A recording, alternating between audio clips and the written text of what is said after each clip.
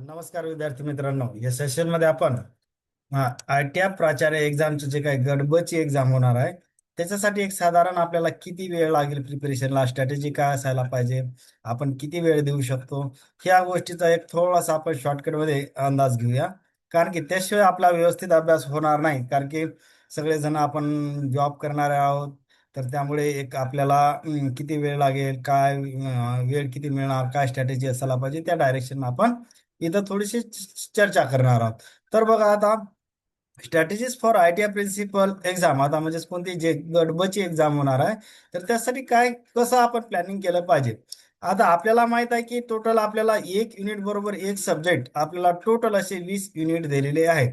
जर आपण ITF आता जे काही 8-10 दिवसाखाली जो काही सिलेबस आला ग्रुप बीचा, तो जर ऑब्झर्व केला तर आपल्या असं लक्षात येते की तिथं 20 युनिट दिलेले आहे. पण 20 युनिट जे दिलेले आहेत ते 20 युनिट म्हणजे एक सेपरेट सब्जेक्ट या अँगलनं तुम्ही कन्सिडर करा.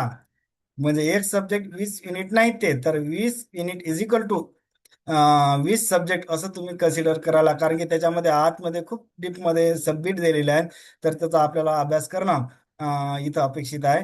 तर बघा, टोटल 20 युनिट आहेत. 20 युनिट म्हणजे मी ऑलरेडी सांगितलं तुम्हाला की 20 सब्जेक्ट आहेत. ते साधारण जर आपण विचार केला तर एक युनिटला साधारण प्रिपेअर करायला 15 तास लागतात. म्हणजे किती काही फास्ट, कोणाची किती काही ग्रास्पिंग पॉवर चांगली असेल तरी तरी त्याला 15 तास एक आपण पकडून घेतले. म्हणजे एक सर्वसाधारण ग्रास्पिंग पॉवर किंवा अंडरस्टँडिंग ज्यांची किंवा ज्याच्या बेसिक कन्सेप्ट क्लिअर आहेत बऱ्यापैकी, असं साधारण कॅटेगरीचा विद्यार्थी हे कन्सिडर करून मी इथं एका युनिटला साधारण 15 तास लागतील. म्हणजे आता आपल्याजवळ किती 20 युनिट किंवा त्याला आपण 20 सब्जेक्ट असं कन्सिडर करू, तर टोटल किती 15-10 आणि हे 15-10 म्हणजे 150-150 300 तास ही आपल्याला फर्स्ट रिडिंग करायलाच लागणार आहे. हे कसं, ज्याची बऱ्यापैकी मी एक ॲव्हरेज विद्यार्थ्याची म्हणजे बाबा मध्यम स्वरूपाची ग्रास्पिंग पॉवर आहे किंवा ज्या विद्यार्थ्याचे बेसिक कन्सेप्ट मध्यम स्वरूपाचे आहे, तर त्या विद्यार्थ्याला कन्सिडर करून टोटल 300 तास फर्स्ट रिडिंगला लागणार आहेत, हे लक्षात घेणं गरजेचं आहे. आता ते झालं, मग सर सर सर तुम्ही सारखे कसं करायचं म्हणजे, तर आता जर आपण ऑब्झर्व केलं तर 99% स्टुडंट हे जॉब करणारे आहेत. ती एक मोठे प्रॉब्लेम. ठीक आहे, 300 तास तर आम्ही करू, पण अरे बाबा, सगळेजण इथं 99% विद्यार्थी जॉब करणारे आहेत ना. या एक्झामची तयारी करणारे जवळपास 99% म्हणजे 1% सोडले तर जॉब करणारेच विद्यार्थी आहे की त्यांना ते वेळ देणार कधी. तर दिवसाला जास्तीत जास्त कन्सिडर केलं मी, तेवढाही देऊ शकत नाहीत. कारण की जॉब आजकाल जर आपण बघितले प्रायव्हेट सेक्टरमध्ये तर खूप म्हणजे हेक्टिक जॉब आहेत किंवा टाइम कन्झ्युमिंग आहेत. तर त्याच्यामुळे मी जास्तीत जास्त म्हणजे किती काही त्यानं ओळाताळ केली तरी त्याला फार फार तर 3 तास असा वेळ मिळणार आहे अभ्यास करायला दररोजचा. म्हणजे हे खूप धरला मी, मॅक्झिमम तेवढाही मिळत नाही, हे लक्षात घ्या. जॉब करणारे विद्यार्थी आहेत 99% तेवढा वेळ मिळत नाही दररोज आपल्याला. म्हणजे आपला जर ऑफिस वर्क, ट्रॅव्हलिंग टाइम, झोपायचा, जेवायचा, घरच्यांना देण्याला वेळ, हे जर कन्सिडर केलं तर मी जास्तीत जास्त म्हणजे मॅक्झिमम पकडे की 3 तास त्या विद्यार्थ्याला मिळणार. आता 3 तास जर मिळाले तर एका महिन्याला त्याला किती 90 तास मिळणार आहेत. ठीक आहे. तर आता आपण बघितलं की टोटल फर्स्ट रिडिंगसाठी किती घंटे लागणार आहेत, 300 तास लागणार आहेत, हे आपण कन्सिडर केलं.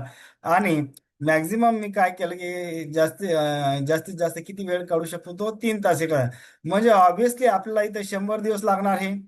हे आपल्याला एक कळलं की बाबा, हे 20 युनिट प्रिपेअर करायला आपल्याला total number of days for first reading 100 लागणारच आहेत. कारण की आपण 300 तास कन्सिडर केलं की बाबा 20 युनिट आहेत किंवा 20 सब्जेक्ट आहेत, त्याला 300 तास लागणार आहेत. तर मग आपल्याला नंबर ऑफ डेज किती 100 दिवस लागणार आहेत. एका महिन्याचे आपण 90 तास जर काढले तर. ठीक आहे. आता झालं, हे झालं पहिली रिडिंग, किती 100 दिवस आपण पकडली. आता त्याच्यानंतर आपल्याला रिव्हिजन करावं लागेल. नुसतं एका रिडिंग मध्ये तो ऑब्जेक्टिव्ह सॉल्व्ह होणार आहे का नाही, ऑब्जेक्टिव्हची प्रॅक्टिस करावं लागेल. किंवा जेवढे नंबर ऑफ ऑब्जेक्टिव्ह आपल्या नजरेखालून जातील तेवढा आपल्याला ते एक्झाम हॉलमध्ये जाण्यासाठी कॉन्फिडन्स कॅरी करणार आपण. म्हणजेच रिव्हिजन आणि ऑब्जेक्टिव्ह प्रॅक्टिस याला जर आपण 30 दिवस धरले तर किती झाले, हे 100 दिवस आणि हे 30 म्हणजे असे किती झाले, 130 दिवस झाले आपल्याजवळ. हे लक्षात घ्या, 130 दिवस झाले. ठीक आहे. पण आता हे 130 दिवस असं होत नाही की आपण कंटिन्यू 130 दिवस दररोज डेली बाबा 3 तास देणारच किंवा असं होत नाही. तर त्याच्यामध्ये आणखी आपण 20 दिवस एक्स्ट्रा एक्स्ट्रा पकडू. कारण की काय होते, मधात सण येते, किंवा काहीतरी अर्जंट काम येते तर त्या दिवशी आपण अभ्यास करू शकत नाही किंवा तेवढा वेळ देऊ शकत नाही. त्याच्यामुळे आपण आणखी किती धरले, 20 दिवस एक्स्ट्रा धरलेले आहे. म्हणजे टोटल दिवस किती झाले आता, हे 130 आणि हे 20 दिवस, म्हणजे टोटल आपल्याजवळ 150 दिवस झाले. 150 दिवस म्हणजे साधारण किती महिने झाले, तर टोटल 5 महिने हे सगळं आपल्याला करायला वेळ लागणार आहे. तर आता बघा 5 महिने, तर ते पण कसं, त्याच्यामध्ये आपण असं कन्सिडर केलं की 20च दिवस आपण एक्स्ट्रा त्याला पकडले, तर त्याच्यामध्ये तुम्हाला बरीच गोष्टी रेग्युलॅरिटी मेंटेन करावं लागणार आहे, तरच ते पॉसिबल होणार. म्हणजे आपण किती काही जरी केलं तरी 5 महिने आपल्याला इथून लागणार आहेत अभ्यास करायला. ज्या विद्यार्थ्यांनी समजा ज्यांची सुरुवात ऑलरेडी झाली, ज्यांचा भरपूर अभ्यास झाला, तर त्यांना थोडं कमी. परंतु जे नवीन तयारी करायला लागणार आहेत आता येणाऱ्या आय टी प्राचार्य गट ब ची एक्झाम किंवा ग्रुप बी ची, तर त्याला मिनिमम हा 5 महिने हा स्पॅन लागणारच आहे. कारण की कोणताही विद्यार्थी, मी पहिलेही सांगितलं, इथं 99% विद्यार्थी जॉब करणार आहे, तर त्याच्यामुळे तर एवढा वेळ त्याला, किती काही चांगली ग्रास्पिंग पॉवर असेल, किती काही बेसिक कन्सेप्ट असतील, तरी तो त्याला तेवढा वेळ द्यावा लागतील.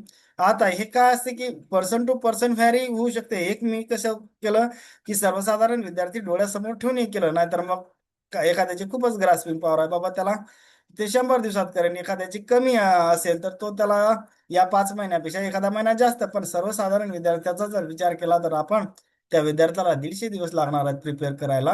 ही एक अशी मला जे काही अनुभव आला, जे काही प्रिपरेशन करताना वेळ कळला, तर त्याच्या बेसवर मी स्ट्रॅटेजी बनवलेली आहे. होप करतो याचा काही जर फायदा झाला होत असेल तर चॅनलला आपल्या सबस्क्राईब किंवा लाईक शेअर करायला विसरू नका. थँक्यू.